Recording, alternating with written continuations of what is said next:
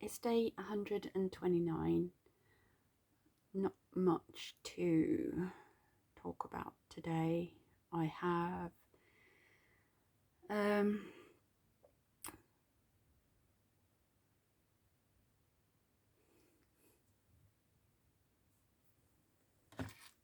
not much to talk about. I've been doing some crafty stuff to try and kind of just keep myself a little bit distracted, trying to like come up with little things just to keep myself occupied, my brain kind of like focusing on something else, which works for a very short period of time, and then I find myself just in another place that I just don't want to be. So yeah, let's get this done. So, have I liked anything today? I'm pretty sure I have, but I haven't saved it.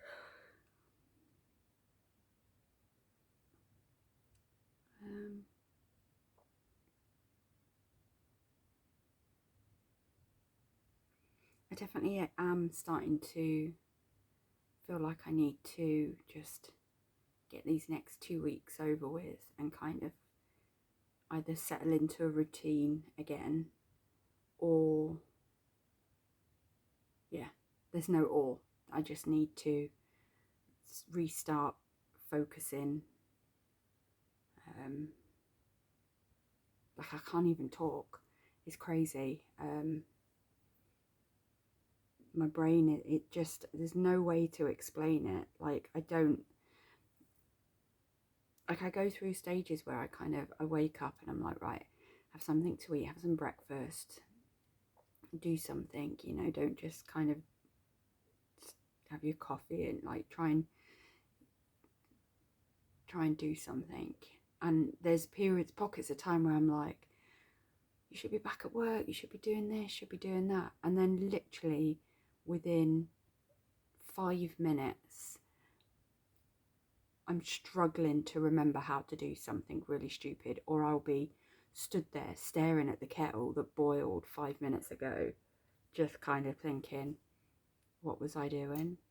And not even thirsty or hungry again. Like when I was making my breakfast this morning, I woke up and I was really hungry, and I was like, oh, this is great, appetite's coming back. And yeah, I made some breakfast and I just got into a daze for a few moments. And in that small pocket of time when I didn't really, like, my brain was like, okay, you're feeling good today, do this, how about thinking, like, my brain was going, okay, maybe do this and maybe do that, maybe do this. And then it just literally stopped, and I just found myself just staring, and I was like, and then the toaster pinged up and I was like, the thought food now, I just don't want to eat anything. I'm not hungry anymore. I'm not thirsty anymore. It was literally in a millisecond. It wasn't just like, I'm used to the emotional flipping with BPD. I'm used to that, like that constant and kind of real flip from one emotion to the other. But I've never actually had that physically. It's happened, but it's never been as quick. And I was kind of like, I'm just not hungry anymore, I'm not thirsty anymore.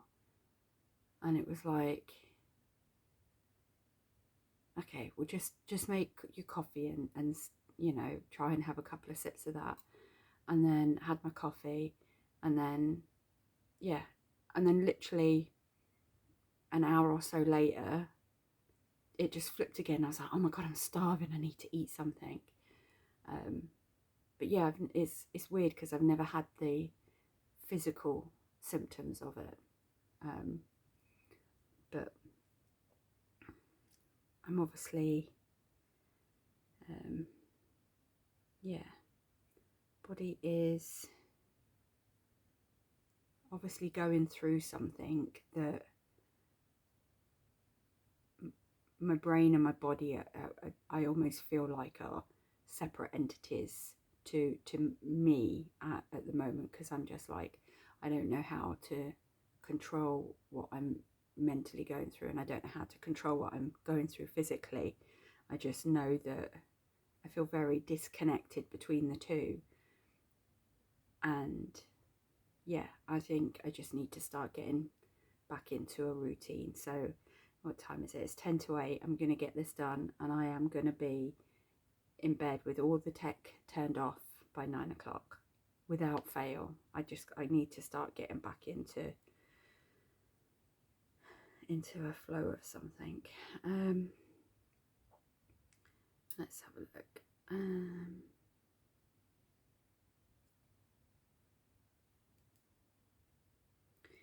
Do you know what? I'm going to use this because I really did. Yeah. So the quote is, goodbyes are only for those who love with their eyes, because those who love with their heart and soul, there is no such thing as separation. And that's something I really, really believe. Like my dad's, like I said, has been gone for 20 years, and I don't see him as gone.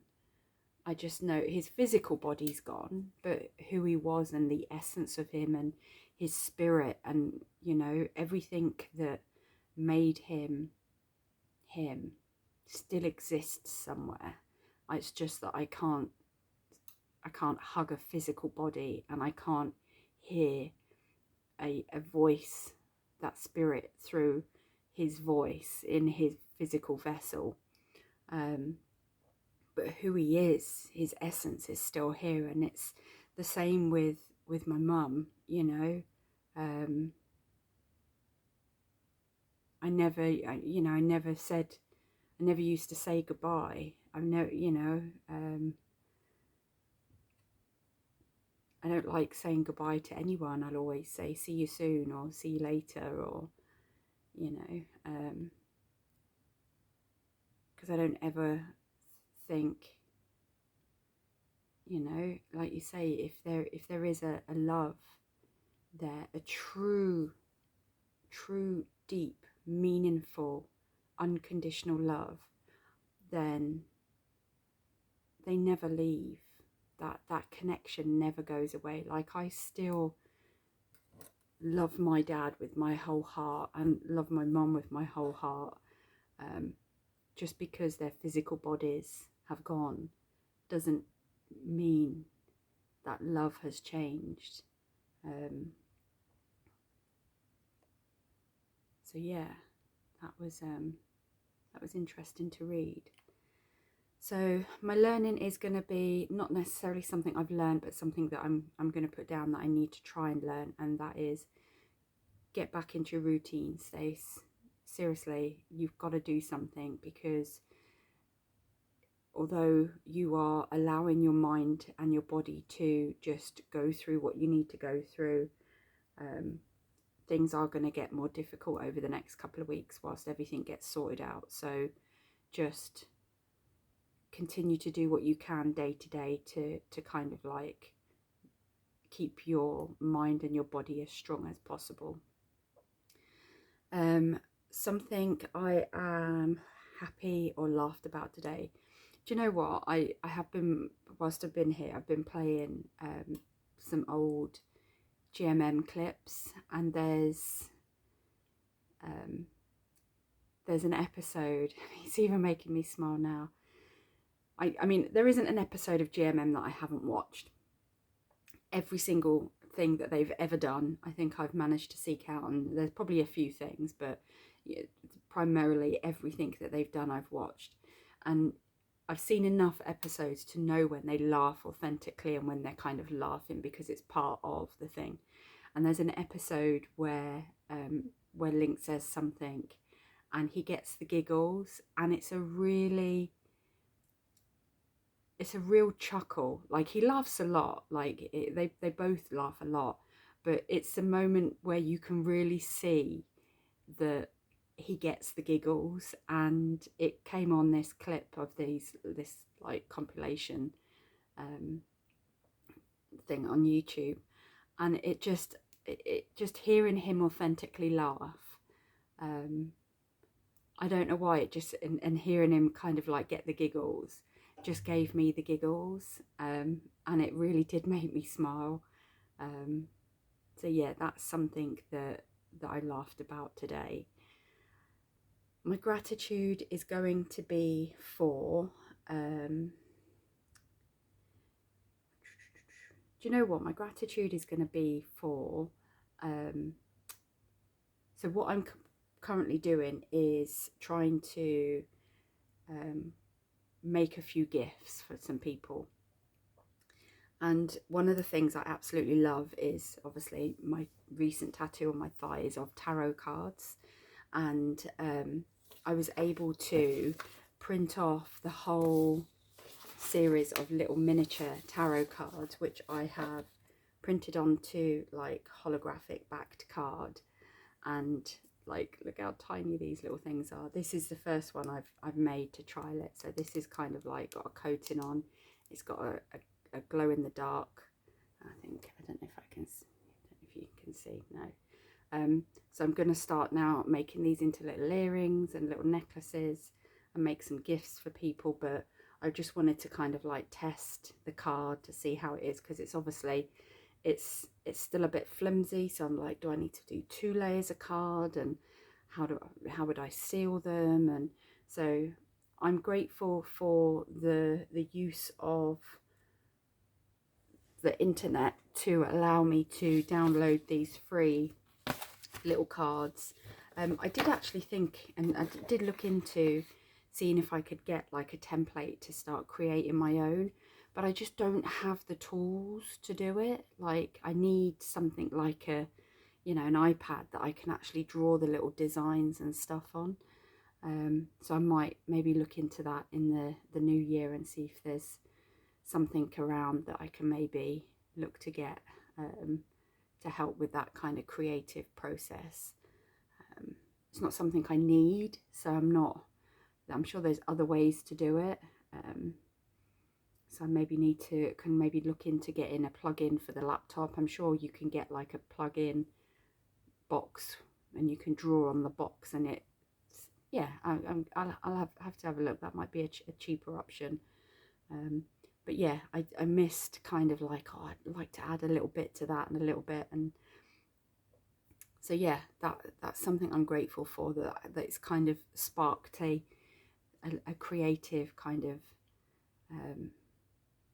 motivation in me, because I do really lose myself, and kind of my brain almost slows down and doesn't kind of yeah, it doesn't run as fast as it normally does. So that's kind of yeah, something I'm grateful for, that I'm able to be able to kind of like get the little cards and start cutting them out and stuff. So yeah, so that's kind of it today. I don't really think there's anything else I really want to talk about. I suppose there was so I've noticed my hair, I haven't coloured it recently because I've noticed that it's been falling out again. And I know when I go through like really bad periods of stress, like it falls out, and it's been falling out in handfuls. So I'm trying to like not wash it as much, as like literally just handfuls of hair.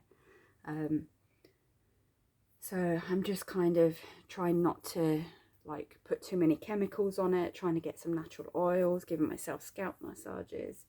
But it is something that it's quite upsetting to me when it happens, because it's something that I can't control. Like, I can only just but yeah, my neighbour, like I hoover my room and I hoover the hall and stuff, and I was sat outside just getting some fresh air, and my neighbour came and she was like, oh, I've got something funny to show you. And I was like, okay. And she came out, she had like this bit of tissue folded, and she opened it, and it was basically a clump of my hair. And I was like, I said, is that from the hallway? She said, yeah, I obviously we take it in turns to hoover. She says, and I was hoovering my room, and it wasn't hoovering, so I kind of like flipped it over, and I said, yeah, I'm losing my hair. And she was, you know, I get why she did it, because it was kind of like, here, look at this, or look at all your hair.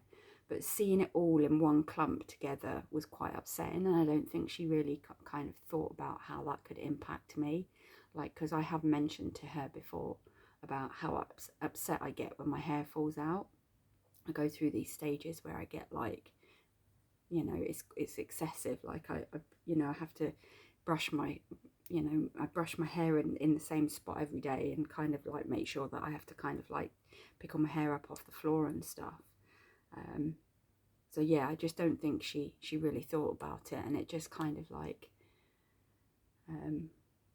it made me just think, pause and go, I need to make sure that I'm being more considerate when I'm kind of like telling someone a story, or telling something, you know, in how it may impact them. And I do try and do that anyway.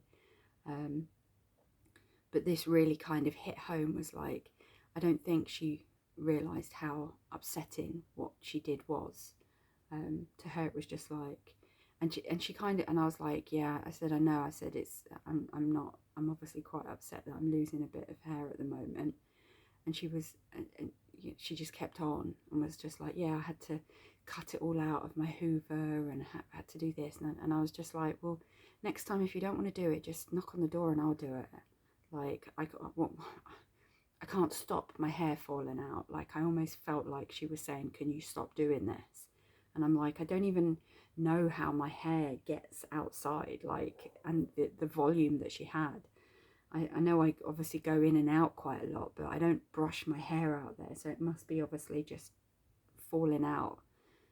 But anyway, that's just a little aside thing, Stacey, to make sure that you are always conscious of how you are delivering information to other people that may affect them. So yeah, that's just maybe something to think about. I love you.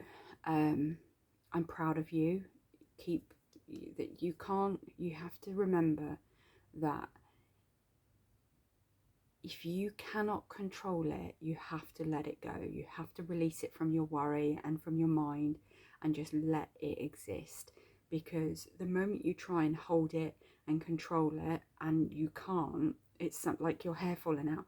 You can do everything you can, like you're washing it less, you're brushing it less, you're massaging your scalp, you're putting hair oils on, you're doing all the things. You're trying to kind of like balance your energy levels. You're trying to make sure you're eating and doing everything. If you're doing everything, and you're, you can't worry about it if you're doing everything. And if it's something out of your control, you have to just let it go. Just don't let it take up space in your mind. Use that mind that you have to focus on things that you can control and that you can fix.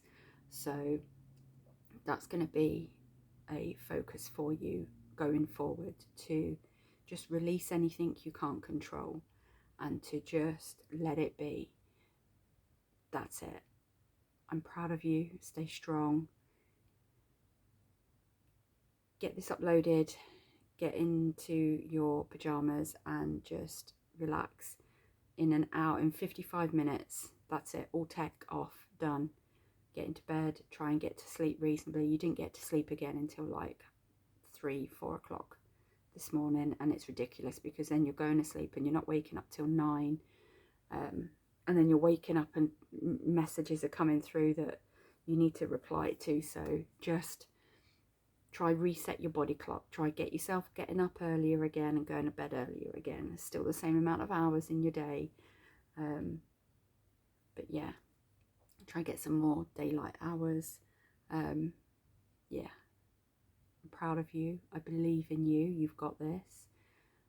Stay strong, and yeah, that's it. Just one day at a time. That's all you got to do. Just keep focusing one day at a time.